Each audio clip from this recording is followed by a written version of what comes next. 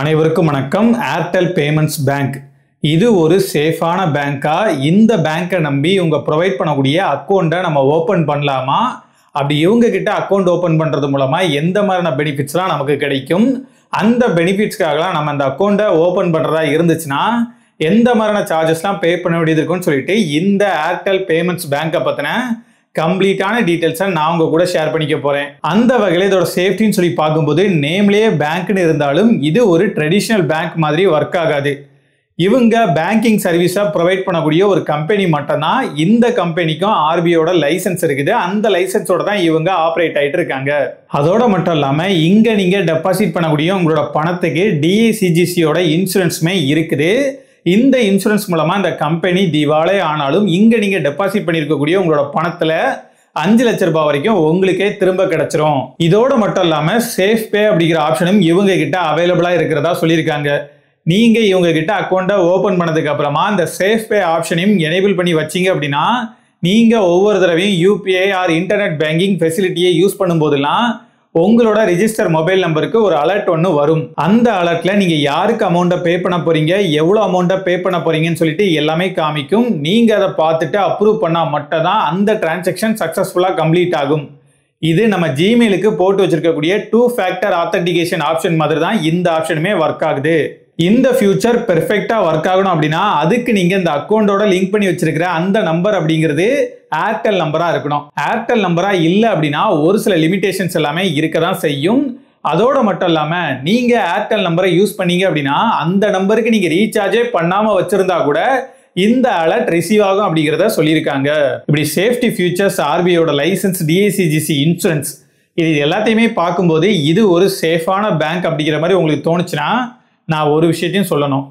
என்னன்னா ஏர்டெல்காரன் இந்த பேமெண்ட்ஸ் பேங்க்னால ஒரு கேஸ்லயும் மாட்டியிருக்கான். அது என்ன அப்படிங்கிறத எண்ட்ல சொல்றேன். அதுக்கு முன்னால இந்த பேங்க் அக்கௌண்ட்ல இருக்கக்கூடிய பெனிஃபிட்ஸை பத்தி ஃபர்ஸ்ட் பார்த்துடலாம். நான் முன்னாலே சொல்லியிருந்த மாதிரி இது ஒரு ட்ரெடிஷ்னல் பேங்க் கிடையாது அப்படிங்கிறதுனால இவங்களுமே அதுக்கு ஏற்ற மாதிரி இதை ஒரு செகண்டரி அக்கௌண்டா யூஸ் பண்ண சொல்லி தான் ப்ரமோட் பண்றாங்க. உங்களோட பிரைமரி அக்கௌண்ட்டை சேஃபா வச்சுட்டு அதுல இருக்கக்கூடிய அமௌண்ட்ல உங்களுக்கு டே டு டே எக்ஸ்பென்ஸுக்கான அமௌண்ட்டை மட்டும் இந்த அக்கௌண்ட்டுக்கு டிரான்ஸ்ஃபர் பண்ணிட்டு இந்த அக்கௌண்ட்டை யூஸ் பண்ணி டே டு டே எக்ஸ்பென்ஸா பண்ண சொல்லி தான் இந்த அக்கௌண்ட்டை ப்ரமோட் பண்றாங்க. இவங்க கிட்ட வேலெட்டுக்கான ஆப்ஷன் இருக்கிறதோட மட்டும் இல்லாம savings account, current account, corporate salary அக்கௌண்ட்டும் இருக்குது. அதோட மட்டும் இல்லாம டிஜி கோல்டு, ஃபாஸ்டேக், அப்புறம் பிக்சட் டெபாசிட்கான ஆப்ஷனுமே அவைலபிளா இருக்குது. இவங்க ப்ரொவைட் பண்ணக்கூடிய எல்லா அக்கௌண்ட்டுமே ஜீரோ பேலன்ஸ் அக்கௌண்டா இருக்கிறதுனால இந்த அக்கௌண்ட்ல நீங்க மினிமமா இவ்வளவு அமௌண்ட்டை மெயின்டைன் பண்ணியே ஆகணும் அப்படிங்கிற மாதிரி எந்த ஒரு ரெஸ்ட்ரிக்ஷன்ஸும் இல்லை. அதோட மட்டும் இல்லாம இந்த அக்கௌண்ட்டை ஓபன் பண்றதுக்காகவும் நீங்க எந்த ஒரு அமௌண்ட்டையும் பே பண்ண தேவையில்ல. ஃப்ரீயாவே உங்களால ஓபன் பண்ணிக்க முடியும். நீங்க இவங்க கிட்ட சேவிங்ஸ் அக்கௌண்ட்டை ஓபன் பண்ணதுக்கு அப்புறமா அந்த சேவிங்ஸ் அக்கௌண்ட்ல நீங்க சேவ் பண்ணக்கூடிய அமௌண்ட்டுக்கு 7% வரைக்கும் இன்ட்ரெஸ்ட் கொடுக்கறதா சொல்லியிருக்காங்க. இது வரைக்கும் நான் சொன்ன டீடைல்ஸ் எல்லாமே உங்களுக்கு ஆல்ரெடி தெரிஞ்சிருக்கலாம். ஆனா நிறைய பேர் சொல்லாம ஸ்கிப் பண்ற இந்த அக்கௌண்ட்ல இருக்கக்கூடிய சார்ஜஸை பத்தி இப்ப பார்க்கலாம். ஃபர்ஸ்ட் இவங்க ப்ரொவைட் பண்ணக்கூடிய வேலெட்ல இருக்கக்கூடிய சார்ஜஸை பத்தி பார்த்துடலாம். இந்த வேலெட்டை நீங்க கிரெடிட் கார்டை யூஸ் பண்ணி லோட் பண்றீங்க, டெபாசிட் பண்றீங்க அப்படின்னா நீங்க டெபாசிட் பண்ணக்கூடிய அமௌண்ட்ல 2.18% சார்ஜஸா பிடிச்சுப்போம் அப்படிங்கிற மாதிரி சொல்லியிருக்காங்க.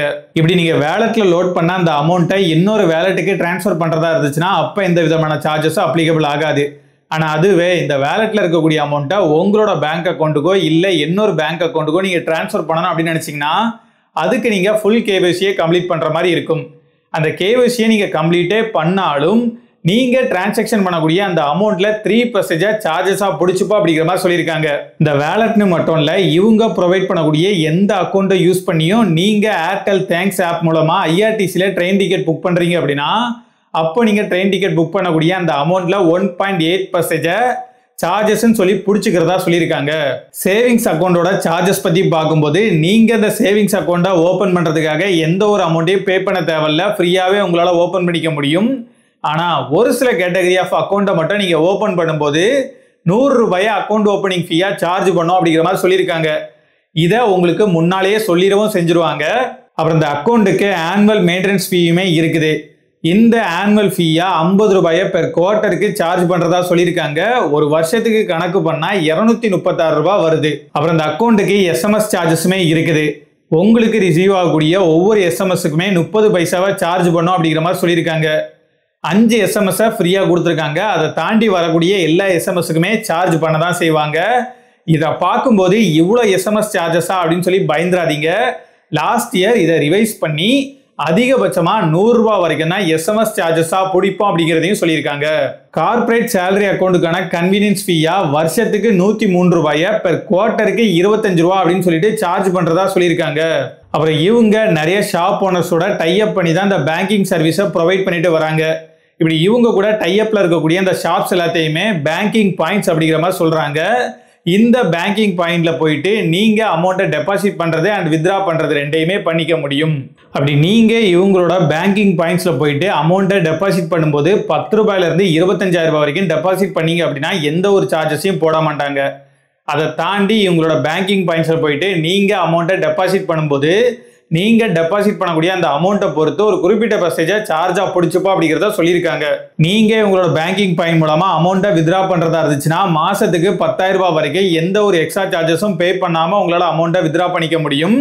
10,000 ரூபாயை தாண்டி ஒரே மாசத்துல நீங்க வித்ரா பண்ண ட்ரை பண்ணும்போது நீங்க வித்ரா பண்ணக்கூடிய அமௌண்ட்ல 0.65% சார்ஜஸா பிடிச்சுப்போம்னு சொல்லியிருக்காங்க. நீங்க இவங்களோட கரண்ட் அக்கௌண்ட்டை ஓபன் பண்றதா இருந்துச்சுன்னா அதையும் உங்களால ஃப்ரீயாவே ஓபன் பண்ணிக்க முடியும். ஆனா அந்த கரண்ட் அக்கௌண்ட்டுக்கு ஆனுவல் ஃபீயா 499 ரூபாயை வருஷம் நீங்க பே பண்ற மாதிரி இருக்கும். இந்த கரண்ட் அக்கௌண்ட்டை யூஸ் பண்ணி நீங்க இவங்களோட பேங்கிங் பாயிண்ட்ஸ்ல அமௌண்ட்டை டெபாசிட் பண்ணீங்க அப்படின்னா 1 லட்ச ரூபாய் வரைக்கும் எந்த ஒரு அமௌண்ட்டையும் நீங்க எக்ஸ்ட்ரா பே பண்ணாம டெபாசிட் பண்ணிக்க முடியும். அதுவே நீங்க இவங்களோட பேங்கிங் பாயிண்ட்ஸ் மூலமா அமௌண்ட்டை வித்ரா பண்றதா இருந்துச்சுன்னா 75,000 ரூபாய் வரைக்கும் நீங்க எந்த ஒரு எக்ஸ்ட்ரா அமௌண்ட்டையும் பே பண்ணாம உங்களால அமௌண்ட்டை வித்ரா பண்ணிக்க முடியும். ஒரே மாசத்துல 75,000க்கு அதிகமான அமௌண்ட்டை நீங்க வித்ரா பண்ணும்போது நீங்க வித்ரா பண்ணக்கூடிய அமௌண்ட்ல 0.75% சார்ஜஸா பிடிச்சுப்போம்னு சொல்லியிருக்காங்க. இது எல்லாமே அக்கௌண்ட் ரிலேட்டட் சார்ஜஸ். இதை தவிர்த்து விர்ச்சுவல் கார்டோட ஆனுவல் ஃபீயா வருஷம் 50 ரூபாயை நீங்க பே பண்ற மாதிரி இருக்கும். ஃபர்ஸ்ட் இயர் மட்டும் இந்த சார்ஜஸ் வராது. செகண்ட் இயர்ல இருந்து நீங்க இந்த அமௌண்ட்டை பே பண்ணி தான் ஆகணும். பிசிக்கல் கார்டில் உங்க நேமோட அந்த கார்டு வேணும்னா அதுக்கு நீங்க 349 ரூபாயை பே பண்ணி இந்த கார்டை வாங்குற மாதிரி இருக்கும். அதுவே நீங்க அந்த நேம் இல்லாம கார்டு வாங்குறதா இருந்துச்சுன்னா 299 ரூபாயை பே பண்ற மாதிரி இருக்கும். நீங்க கரண்ட் அக்கௌண்டோட பிசிக்கல் கார்டா வாங்குறதா இருந்துச்சு அப்படின்னா அதுக்கு நீங்க 199 ரூபாயை பே பண்ணி இந்த கார்டா வாங்குற மாதிரி இருக்கும். நீங்க இதுல எந்த கார்டை வாங்குறதா இருந்தாலும் வருஷம் 299 ரூபாயை ஆனுவல் ஃபீயா பே பண்ற மாதிரி இருக்கும். சேவிங்ஸ் அக்கௌண்டோட டெபிட் கார்டை மெட்ரோ சிட்டில இருக்கக்கூடிய ஏடிஎம்ல 3 தடவையும் நான் மெட்ரோ சிட்டில இருக்கக்கூடிய ஏடிஎம்ல 5 தடவையும் உங்களால ஃப்ரீயா யூஸ் பண்ணிக்க முடியும் ஒரு மாசத்துக்கு. நீங்க கரண்ட் அக்கௌண்டோட டெபிட் கார்டை ஏடிஎம்ல யூஸ் பண்றதா இருந்துச்சுன்னா எந்த சிட்டியோட எந்த ஏடிஎம்ல யூஸ் பண்றதா இருந்தாலும் ஒரு மாசத்துக்கு ஒரு தடவை மட்டும் தான் உங்களால ஃப்ரீயா யூஸ் பண்ணிக்க முடியும். இந்த ஃப்ரீ லிமிட் முடிஞ்சதுக்கு அப்புறமா நீங்க பண்ற ஒவ்வொரு வித்ராவலுக்கும் 21 ரூபாயையும் பேலன்ஸ் அப்புறம் மினி ஸ்டேட்மெண்ட்டுக்கு 9 ரூபாயையும் சார்ஜ் பண்றதா சொல்லியிருக்காங்க. அப்புறம் இவங்களோட credit card, debit card, net banking option மூலமா ஏர்டெல் இல்லாம வேற ஏதாச்சும் ஒரு நெட்வொர்க்குக்கு நீங்க ரீசார்ஜ் பண்ணீங்க அப்படின்னா அதுக்குமே சார்ஜஸ் பிடிக்க தான் செய்வாங்க. இதை அவாய்ட் பண்றதுக்கு நீங்க யூபிஐ டிரான்சாக்ஷன் பண்றதே பெஸ்ட். இவ்வளவுதான் இந்த அக்கௌண்ட்ல இருக்கக்கூடிய நீங்க தெரிஞ்சுக்க வேண்டிய மெயினான சார்ஜஸ். இப்போ இந்த ஏர்டெல் மேல ஒரு கேஸ் இருக்கிறதா சொன்னேன்ல, அதை பத்தி பார்க்கலாம். 2018ல ஏர்டெல் சிம் வாங்க போனவங்களோட கேவிசி இன்ஃபர்மேஷனை கலெக்ட் பண்ணி அவங்களுக்கே தெரியாம அவங்களோட நேம்ல இந்த ஏர்டெல் பேமெண்ட்ஸ் பேங்க் அக்கௌண்ட்டை ஓபன் பண்ணியிருக்கிறதா நிறைய கம்ப்ளைண்ட்ஸ் ஏர்டெல் மேல வந்திருக்கு. இப்படி அக்கௌண்ட்டை திருட்டுத்தனமா ஓபன் பண்ணதோட மட்டும் இல்லாம அந்த காலகட்டத்தில் சமையல் எரிவாயு இருக்குது இல்ல, அதாங்க இன்னைக்கும் நம்ம சமைக்கிறதுக்கு யூஸ் பண்ணக்கூடிய அந்த கேஸுக்கான மானிய தொகையும் இந்த அக்கௌண்ட்டுக்கே வர்ற மாதிரி செட் பண்ணி வச்சு காசையும் ஆட்டையை போட்டுட்டு இருந்திருக்கான். இது எல்லாத்தையுமே விசாரிச்ச ஆர்பிஐ 5 கோடி ரூபாய் ஃபைனை போட்டு தலைவனை அனுப்பிச்சு விட்டுட்டாங்க. அப்புறம் இவங்க கொடுக்கறதா சொல்லியிருக்கக்கூடிய அந்த 7% இன்ட்ரெஸ்ட் அப்படிங்கிறது உங்களுக்கு வேணும் அப்படின்னா அதுக்கு நீங்க மினிமம் உங்க அக்கௌண்ட்ல 1 லட்ச ரூபாயாச்சும் மெயின்டைன் பண்ணி ஆகணும். 1 லட்ச ரூபாய்க்கும் கீழே நீங்க மெயின்டைன் பண்ணீங்க அப்படின்னா அப்போ உங்களுக்கு வெறும்னே 2% இன்ட்ரெஸ்ட் தான் கொடுக்கறதா சொல்லியிருக்காங்க. இவ்வளவு விஷயங்கள் இருந்தாலுமே நான் என்னோட பண்ண சொல்றேன், இந்த ஏர்டெல் பேமெண்ட்ஸ் பேங்க் ஸ்டார்ட் ஆன ஆரம்ப காலகட்டத்தில் பெருசா இந்த மாதிரியான எந்த ஒரு டிஜிட்டல் பேங்கிங் சர்வீஸுமே இருந்திருக்காது. அதனால அந்த காலத்துல வேணா இது பெஸ்டான ஒரு ஆப்ஷனா இருந்திருக்கலாம். ஆனா இப்போ நிறைய பேங்க்ஸே அவங்களோட 0 பேலன்ஸ் சேவிங்ஸ் அக்கௌண்ட்டை வீட்டில இருந்தே ஓபன் பண்ணிக்கிற மாதிரியான நிறைய ஆப்ஷன்ஸ் எல்லாம் கொண்டு வந்துட்டாங்க. அதோட மட்டும் இல்லாம இந்த அக்கௌண்ட்ல நிறைய விதமான ரெஸ்ட்ரிக்ஷன்ஸ் அப்புறம் சார்ஜஸ் எல்லாமே அதிகமாக தான் இருக்குது.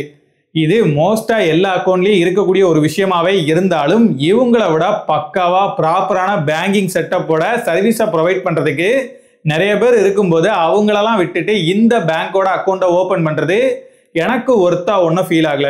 இல்ல எனக்கு இந்த அக்கௌண்ட் தான் வேணும் அப்படின்னு நினைச்சீங்கன்னா அந்த டெபிட் கார்டுக்கெல்லாம் அப்ளை பண்ணி தயவு செஞ்சு வாங்கிடாதீங்க. நார்மலா அவங்க கொடுக்கக்கூடிய அந்த விர்ச்சுவல் கார்டை யூஸ் பண்ணி ஆன்லைன் டிரான்சாக்ஷனுக்கு மட்டும் இந்த கார்டை வச்சுக்கோங்க. நீங்க இந்த அக்கௌண்ட்டை ஆல்ரெடி யூஸ் பண்ணியிருந்தீங்க அப்படின்னா உங்களோட ஃபீட்பேக்கை கமெண்ட்ல சொல்லுங்க. வரட்டா?